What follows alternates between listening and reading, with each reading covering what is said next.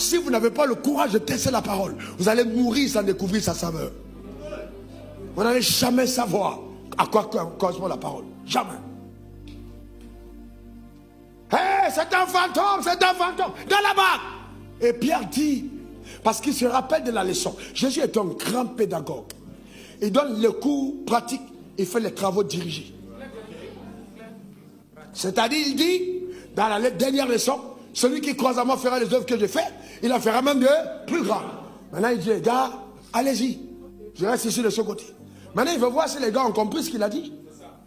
Maintenant, les gars traversent et puis, lui, il vient maintenant, il marche sur les eaux. Les gars disent, oh, c'est un fantôme. Pierre se rappelle la leçon, il dit, mais le maître a dit que celui qui croit en lui fera aussi les œuvres que... C'est-à-dire, Jésus aime les gens qui veulent lui ressembler.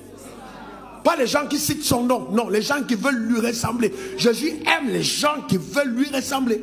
Pas simplement ceux qui citent son nom. Les fils de Sheva ont cité le nom sans vouloir ressembler. Il y a l'autorité dans la vie de ceux qui ressemblent, pas de ceux qui prononcent le nom. Il y a l'autorité dans la vie de ceux qui ressemblent, pas ceux qui citent le nom. On n'essaie pas de me dire, j'ai du caractère, je suis un homme déjà avec le caractère. Si tu as du caractère, on veut voir des miracles. S'il n'y a pas de miracle, il n'y a pas de caractère.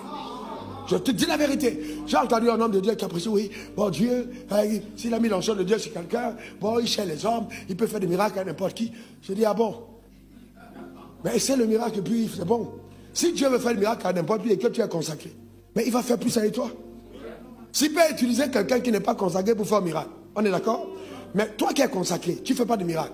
Et toi tu parles des gens en disant non, lui là il fait des miracles, mais il n'est pas consacré. Mais si tu étais trop consacré, pourquoi Dieu ne fait pas de miracle avec toi? Moi, vous savez, il y a des choses qui sont quand même embêtantes. Vous savez, quand quelqu'un vous dépasse dans un domaine, portez son sac.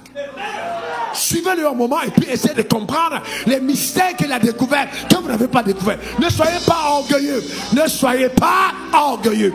Non, découvrez quelque chose, frère. Je vous dis la vérité. Il y a des gens qui ne seraient pas endettés si ils ne s'étaient pas entêtés à ne pas vouloir m'écouter. Ça m'a choqué, hein? Un conseil pastoral, a eu une conférence avec moi en disant, oh oui, on nous dit que bon, tu as une trop haute prétention de toi quand tu prêches et tout. J'ai dit, les gars, allons-y dans la parole de Dieu. Peut-être que vous avez raison. Et si vous avez raison, vraiment, je prie le Seigneur que vraiment je puisse me corriger. On est dans les Écritures, oui, quand tu parles. Et puis je leur ai dit, mais écoutez très bien, Jésus a passé son temps à dire, je suis. Comment vous voulez que moi je passe mon temps à dire, j'étais? Non, vous savez, il y a des choses étranges. Hein? Cette génération a peur. Le diable a peur des personnes qui affirment qu'ils sont. Frères et sœurs, je touchais 25 000 francs CFA. J'étais âgé de 24 ans. Je prends les 25 000 francs, je divise en deux.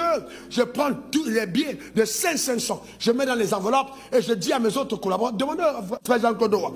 Je dis à mes autres collaborateurs, je donne 500, je dis, appelez-moi l'homme prospère. Appelez-moi l'homme prospère. Parce que peut-être que ma prophétie sur moi-même n'était pas assez éloquente. J'avais besoin d'autres personnes qui prophétisent sur ma destinée.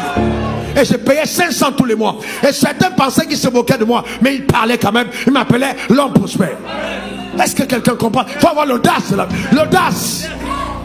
L'homme prospère, ça allait dans j'allais chercher les habits à la fripe. Je prends les habits, moi je les repasse en grand. Ah non, si tu touches l'habit, tu es content. Blanchisseur, je sais le vêtement. Comment est-ce qu'il faut donner au vêtement de ne pas être frustré? C'est qu'on frustre le vêtement.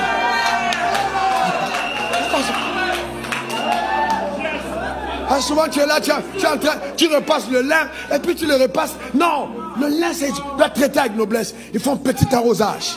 Petit arrosage. Même si tu n'as pas la vapeur, arrosage. Verser de l'eau avec ton truc mouillé, et puis tu passes le fer. Tu ne passes pas le fer rapidement parce que c'est un tissu noble. Donc tu vas insister. Mais une forme de douceur, mais en calculant les déplacements de façon latérale. Pour que le tissu lui-même se sente à l'aise. Mais vous savez, il y a des choses que vous n'apprenez pas quand Dieu ne vous a pas mis dans la galère. La galère fait de vous des personnes de qualité. N'ayez pas peur. Dis je n'ai pas peur. Oh non, ta manière de dire ça m'embête. Je vais imposer la main. Dis encore je n'ai pas peur. Je révèle mon histoire.